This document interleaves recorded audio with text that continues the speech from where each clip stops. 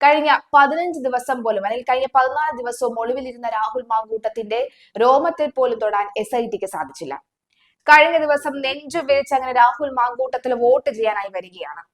ഇങ്ങനെ ഒരു ബലാത്സംഗ കേസിലെ പ്രതിയായിട്ടിരിക്കുന്ന ഒരു കോടതിയിൽ ബലാത്സംഗ വിഷയവുമായി ബന്ധപ്പെട്ട് നടക്കുന്ന വാദപ്രതിവാദങ്ങളിലെ പ്രധാന പ്രതിയായിട്ടുള്ള അല്ലെങ്കിൽ പ്രധാന വ്യക്തിയായിട്ടുള്ള രണ്ട് കേസുകളിൽ വാദപ്രതിവാദങ്ങളിൽ പ്രധാന പ്രതിയായിട്ടുള്ള ഈ വ്യക്തിയെ അല്ലെങ്കിൽ രാഹുൽ മാങ്കൂട്ടത്തിൽ MLAക്ക് ഇത്രയും ഒരു മാസ് എൻട്രി കൊടുക്കുകയും അതിനെ ഞങ്ങൾ എല്ലാവരും അടക്കമുള്ളവർ കൈനീട്ടി സ്വീകരിക്കുകയും അത് രാഹുലിന്റെ മാസ് ആയിരുന്നു എന്ന് പറയുകയും ചെയ്യുന്നിടത്ത് വീഴുകയാണ് അല്ലെങ്കിൽ തൊലി ഉരിയുകയാണ് ഇവിടത്തെ ആഭ്യന്തര വകുപ്പിന്റെ. നാഴേക്ക് 40 വട്ടം മാധ്യമങ്ങളുടെ മൈക്ക് കാണുമ്പോൾ വലിയ വലിയ അക്ഷരങ്ങളിൽ അല്ലെങ്കിൽ വലിയ വലിയ വാക്കുകളിൽ വീറോടുകൂടി വാശിയോടുകൂടി 4 ഡയലോഗ് അടിച്ചിട്ട് പോയിട്ട് ഒരു കാര്യവുമില്ല. പ്രവർത്തിക്കണമായിരുന്നു. രാഹുൽ മാങ്കൂട്ടം MLA ഒരു തെറ്റ് ചെയ്തിട്ടുണ്ടെങ്കിൽ തീർച്ചയായും ശിക്ഷിക്കപ്പെടണം. എന്നാൽ തെറ്റ് ചെയ്യാത്തിടത്തോളം കാലം അദ്ദേഹം വേട്ടയാടപ്പെടാനും പാടില്ല. കഴിഞ്ഞ ദിവസം മാധ്യമങ്ങൾ എല്ലാവരും രാവിലെ 5 മണി മുതൽ കാത്തിരുന്നതാണ് രാഹുൽ മാങ്കൂട്ടത്തിൽ വരും എന്നുള്ള വാർത്തയ്ക്കായി. അങ്ങനെ 2 കണ്ണുകളും ആ സ്ഥലത്ത്, അതായത് പാലക്കാട്ടെ ഈ ഒരു ബൂത്തിലേക്ക് മാത്രമായിരുന്നു ശ്രദ്ധ ഉണ്ടായിരുന്നത്. അവിടെയുള്ള എല്ലാ പാലക്കാട്ടുകാരോടും ചോദിച്ചപ്പോൾ രാഹുൽ വരട്ടെ, രാഹുൽ വരുന്നതിന് ഇപ്പോൾ എന്താണ് കുറ്റം, രാഹുൽ വരട്ടെ, രാഹുൽ വന്ന് അദ്ദേഹത്തിന്റെ സമ്മതിദാന അവകാശം നടപ്പിലാക്കട്ടെ. ഏറ്റവും ഒടുവിലായിട്ടാണ് രാഹുൽ ഇവിടേക്ക്, പത്തനംതിട്ടയിലായിരുന്നു അദ്ദേഹത്തിന്റെ വോട്ടുണ്ടായിരുന്നെങ്കിൽ പാലക്കാട്ടേക്ക് അദ്ദേഹം മാറ്റിയത് എന്നുള്ളതാണ്. അങ്ങനെ മാധ്യമങ്ങൾ ചോദിച്ച് ഒടുവിൽ 5 മണിയോടുകൂടി അദ്ദേഹം 4 മണിയോടുകൂടിയാണ് അദ്ദേഹം വാളയാർ വഴി പാലക്കാടേക്ക് എത്തുന്നത്. അതിനുശേഷം 5 മണിയോടുകൂടി തന്നെ അദ്ദേഹം പോളിംഗ് ബൂത്തിലെത്തി വോട്ട് രേഖപ്പെടുത്തുകയും ചെയ്തു. അദ്ദേഹത്തിനെ വളഞ്ഞിട്ട് ആക്രമിക്കുന്നത് പോലെ, അദ്ദേഹത്തിന് ഒരു ചായ പോലും കുടിക്കാൻ കഴിയാതെ ചുറ്റും ഈ പാമ്പ് ചുരുളുന്നത് പോലെ, കഴുത്തിൽ ഞെരിയുന്ന പോലെയാണ് മാധ്യമ പ്രവർത്തകർ ഞെരിഞ്ഞത്. അദ്ദേഹത്തിന് വാ ഒന്ന് തുറന്നാൽ മൈക്ക് അകത്ത് കയറി പോകുമായിരുന്നു. ഒന്ന് ചായ കുടിക്കാൻ പോലും പറ്റാത്ത അവസ്ഥ. അദ്ദേഹത്തിന് തൊട്ടടുത്തിരിക്കുന്ന ആളുടെ തലയ്ക്ക് മീതെയായിരുന്നു ക്യാമറയും മൈക്കും എന്നുള്ളതാണ്.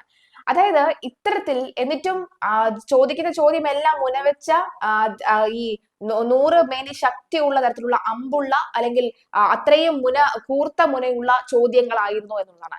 എല്ലാത്തിനും ഒറ്റ വാക്കിലായിരുന്നു മറുപടി. കൂടിപ്പോയാൽ 2 വാക്ക്, അതിനപ്പുറത്തേക്ക് കടന്നിട്ടില്ല രാഹുൽ മാങ്കൂട്ടം. കൂടുതൽ മൊഞ്ചനായാണല്ലോ ഇജ്ജ് വന്നത് എന്ന് പലരും പറയുന്നുമുണ്ട്.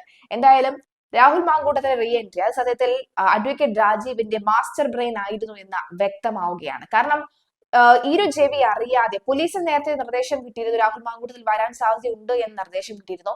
പക്ഷെ വരുമെന്ന് യാതൊരു തരത്തിലുള്ള ഉറപ്പും ഉണ്ടായിരുന്നില്ല എന്നുള്ളതാണ്. എവിടെയായിരുന്നു രാഹുൽ മാങ്കൂട്ടത്തിൽ വൈകിട്ട് വരെ? ആർക്കും അറിയില്ല. 15 മിനിറ്റ് മുമ്പാണ് MLA ഓഫീസിൽ വിവരം ലഭിച്ചത്. വരും, വോട്ട് ചെയ്യുമെന്ന് സൂചന ലഭിച്ചിരുന്നുവെന്ന് മാത്രം. പോലീസും വിവരങ്ങൾ അറിഞ്ഞിരുന്നു, സുരക്ഷ ഒരുക്കി. ബാംഗ്ലൂരിൽ നിന്ന് കോയമ്പത്തൂർ എത്തി, അവിടെ നിന്ന് പാലക്കാട് സുഹൃത്തിന്റെ വീട്ടിലെത്തിയാണ് ലഭ്യമായ വിവരം. MLAയുടെ വാഹനം അവിടേക്ക് വരുത്തി വോട്ട് ചെയ്യാൻ വന്നു. 3 ദിവസം മുൻപ് വരെ പോലീസ് അന്വേഷണ സംഘം രാഹുലിന്റെ നീക്കങ്ങൾ നിരീക്ഷിക്കുന്നുണ്ടായിരുന്നു. മുൻകൂർ ജാമ്യം ലഭിച്ചതോടുകൂടിയാണ് ഇത് നിർത്തിയത്. 15 ദിവസത്തെ ഒളിവ് ജീവിതം അവസാനിപ്പിച്ച രാഹുൽ മാങ്കൂട്ടത്തിൽ പാലക്കാട് എത്തിയത് മുൻകൂട്ടി നിശ്ചയിച്ച പ്രകാരമാണ്. വോട്ട് ചെയ്യാൻ എത്തുമെന്ന പാലക്കാട്ടെ രാഹുലിന്റെ സുഹൃത്തുക്കൾക്ക് ഇന്നലെ തന്നെ വിവരം ലഭിച്ചിരുന്നു. രണ്ടാമത്തെ ബലാത്സംഗ കേസിൽ മുൻകൂർ ജാമ്യം ലഭിച്ചാൽ രാഹുൽ വോട്ട് ചെയ്യാൻ എത്തുമെന്നായിരുന്നു അറിയിപ്പ്. വ്യാഴാഴ്ച ഉച്ചയ്ക്ക് ശേഷം മുൻകൂർ ജാമ്യം നൽകിയ വിധി വന്നതോടുകൂടി രാഹുലിന്റെ വരവ് അനുകൂലികൾ ഉറപ്പിച്ചിരുന്നു. MLA ആയ ശേഷമുള്ള രാഹുലിന്റെ ആദ്യ വോട്ടായിരുന്നു ഇത്തവണ ഉണ്ടായിരുന്നത്. വോട്ടെടുപ്പിന്റെ അവസാനം 5 മണി കഴിഞ്ഞ് ബൂത്തിൽ എത്തുമെന്ന് ഇന്നലെ വ്യാഴാഴ്ച തന്നെ അറിയിച്ചിരുന്നു. രാവിലെ വോട്ട് ചെയ്യാൻ എത്തിയാൽ തെരഞ്ഞെടുപ്പ് ദിവസത്തെ ചർച്ചാ വിഷയം ഇതാകുമെന്ന്, അത് ദോഷകരമാകുമെന്ന് മുൻകൂട്ടി കണ്ടാണ് വൈകിട്ട് വോട്ട് ചെയ്യാൻ എത്തിയാൽ മതി എന്ന തീരുമാനത്തിലേക്ക് എത്തിയത്. ബൊക്കെ നൽകിയാണ് കോൺഗ്രസ് പ്രവർത്തകർ രാഹുലിനെ സ്വീകരിച്ചത്. രാഹുൽ ഉച്ചയ്ക്ക് തന്നെ പാലക്കാട് എത്തിയിരുന്നുവെന്നും വോട്ടെടുപ്പിന്റെ അവസാന മണിക്കൂറിനായി കാത്തിരിക്കുകയായിരുന്നുവെന്നും ആണ് വിവരം ലഭിച്ചത്. ഇതെല്ലാം തന്നെ അഭിഭാഷകന്റെ ഒരു മാസ്റ്റർ ബ്രെയിൻ തന്നെയായിരുന്നു. അതായത് രാഹുൽ മാങ്കൂട്ടം വാളയാർ വഴിയാണ് എത്തിയത്, പാലക്കാട്ടേക്ക് എത്തുന്നത്. വാളയാർ വഴി പാലക്കാടേക്ക് എത്തുന്നു, തുടർന്ന് ഒരു സുഹൃത്തിന്റെ വീട്ടിലേക്ക് തങ്ങുന്നു. ശേഷം സ്ഥിതിഗതികൾ വിലയിരുത്തിയതിനു ശേഷം അഭിഭാഷകനോട് സംസാരിക്കുന്നു, നേരെ വോട്ട് ചെയ്യാനായി ബൂത്തിലേക്ക് പോകുന്നു. കൃത്യമായി എന്താണോ പറയേണ്ടത് അത് മാത്രം പറയുന്നു. തിരിച്ചും മറിച്ചും തിരിച്ചും ചോദിച്ച എല്ലാ ചോദ്യങ്ങൾക്കും എന്താണോ അദ്ദേഹത്തിന്റെ കയ്യിലുള്ള മറുപടി അത് മാത്രം. ഒരു ചിരിയോടുകൂടി വലിയ സന്തോഷവാനെ പോലെയാണ് രാഹുൽ മാങ്കൂട്ടത്തിൽ കാണപ്പെട്ടത്. ഇനി അവിടുത്തെ കോൺഗ്രസിന്റെ ഒരു നീക്കം എങ്ങനെ നോക്കാം.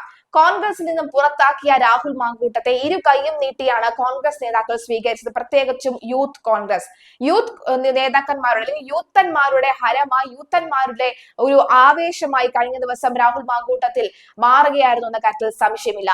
സത്യത്തിൽ ആ പിന്തുണച്ച യൂത്തന്മാരെ കയ്യിൽ കിട്ടിയപ്പോൾ മാധ്യമങ്ങൾ പുറഞ്ചാൻ ചോദ്യങ്ങളായിരുന്നു. പക്ഷെ അപ്പോഴും അവർ പറഞ്ഞത് രാഹുൽ ഞങ്ങളുടെ MLA അല്ലേ, രാഹുലേട്ടൻ ഞങ്ങളുടെ MLA അല്ലേ, രാഹുലേട്ടൻ വന്ന ഞങ്ങൾ സ്വീകരിക്കും, പാർട്ടിയുടെ നിലപാട് വ്യക്തമാക്കിയിട്ടുണ്ട്, രാഹുലേട്ടൻ വന്ന ഞങ്ങൾ സ്വീകരിക്കുമെന്നാണ് ആവേശത്തോടു കൂടി യൂത്തന്മാർ പറഞ്ഞത്. പക്ഷെ അവരുടെ വാക്കിന് പോലും പുല്ലുവിലകൾ കൽപ്പിച്ചുകൊണ്ട് അവരുടെ വാക്കുകൾ പോലും കളിയാക്കുന്ന രീതിയിലായിരുന്നു പിന്നീടുള്ള മാധ്യമ റിപ്പോർട്ടിംഗ് ഒക്കെ നടന്നത് എന്ന് വേണം കരുതാൻ. ചായ കുടിക്കാൻ വന്ന രാഹുൽ മാങ്കൂട്ടം അവിടെ നിന്ന് നേരെ പോയത് സുഹൃത്തിന്റെ വീട്ടിലേക്കാണ്. പത്തനംതിട്ടയിൽ താൻ തുടരുമെന്നായിരുന്നു അറിയിച്ചിരുന്നത്. എങ്കിലും അഡ്വക്കേറ്റ് രാജീവ് പറഞ്ഞത് പ്രകാരം അവിടെ നിന്ന് മാറുകയായിരുന്നു എന്ന് വ്യക്തമാണ്. പത്തനംതിട്ടയിൽ നിന്ന് മാറിയിട്ടുണ്ട്. അത് മാത്രമല്ല തിരുവനന്തപുരത്ത് അദ്ദേഹത്തിന് എത്തേണ്ടതുണ്ട്. 15-ാം തീയതി SITക്ക് മുന്നിലെത്തി ഒപ്പിടേണ്ട ഒരു സാഹചര്യമുണ്ട്. അതുകൊണ്ട് തന്നെ 15-ാം തീയതിയാണ് അദ്ദേഹത്തിന് നിർണായകമാണ്. ഇനി തിരുവനന്തപുരത്തേക്ക് തിങ്കളാഴ്ച എത്തുമോ എന്ന് കണ്ടറിയണം. ഒപ്പം മറ്റൊരു കാര്യം എന്ന് പറയുന്നത് അദ്ദേഹത്തിന്റെ കൂട്ടാളികൾ, അതായത് അദ്ദേഹത്തിന്റെ കൂട്ടാളികൾ, സുഹൃത്തുക്കൾ ഒക്കെ തന്നെ പോലീസ് നിരീക്ഷണത്തിലാണ്. ഇനി എങ്ങോട്ടേക്കാണ് പോകുക എന്ന ചോദ്യം ഞാൻ പത്തനംതിട്ടയിൽ തന്നെ തുടരും, വോട്ടർമാരുടെ കൂടെ തന്നെ തുടരും, അല്ലെങ്കിൽ പാലക്കാടുകാരുടെ ഒപ്പം തന്നെ തുടരുമെന്ന് പറഞ്ഞിരുന്നുവെങ്കിലും അവിടെ ഉണ്ടായിരുന്നില്ല. നേരെ പോയത് സുഹൃത്തിന്റെ വീട്ടിലും അവിടെ നിന്ന് നേരെ ആലുവയിലെ വീട്ടിലേക്ക്. കഴിഞ്ഞ 15 ദിവസമായി 2.5 ആഴ്ചയായിട്ട് അദ്ദേഹത്തിന്റെ അമ്മയും കുടുംബാംഗങ്ങളെയും കണ്ടിരുന്നില്ല. അദ്ദേഹം ആലുവയിലെ വീട്ടിലേക്ക് പോകുമെന്നാണ് അറിയിച്ചിരുന്നത്. എന്നാൽ അവിടേക്ക് പോയിട്ടുണ്ടായിരുന്നില്ല. പിന്നീട് അദ്ദേഹം ഇങ്ങോട്ടേക്ക് മാറി എന്ന് ആരും ശ്രദ്ധിച്ചില്ല. മാധ്യമപ്പട ഇവരുടെ പിന്നാലെ തന്നെ എസ്കോർട്ട് പോകുന്നത് പോലെ തന്നെ രാഹുൽ മാങ്കൂട്ടത്തിന് പിന്നാലെ പോയിരുന്നു എന്നുള്ളതാണ്. സത്യത്തിൽ സമൂഹ മാധ്യമങ്ങൾ നിറയെ തെറിവിളി തന്നെയാണ്, തെറിവിളി അഭിഷേകമാണ് ഈ മാധ്യമങ്ങളുടെ ഈ ഒരു പ്രവർത്തികൾ, ചെയ്തികളൊക്കെ കണ്ടുകൊണ്ട്. ഒരു വ്യക്തിയെ ഇങ്ങനെ ക്രൂശിക്കണോ? അതായത് തദ്ദേശ തെരഞ്ഞെടുപ്പ് പോലും മറന്നുകൊണ്ട് രാഹുൽ മാങ്കൂട്ടം എന്ന വ്യക്തിയിലേക്ക് ചുരുങ്ങി പോവുകയാണോ നിങ്ങളുടെ മാധ്യമങ്ങളെ? നിങ്ങൾക്ക് ലജ്ജയില്ലേ എന്നാണ് ചോദ്യം.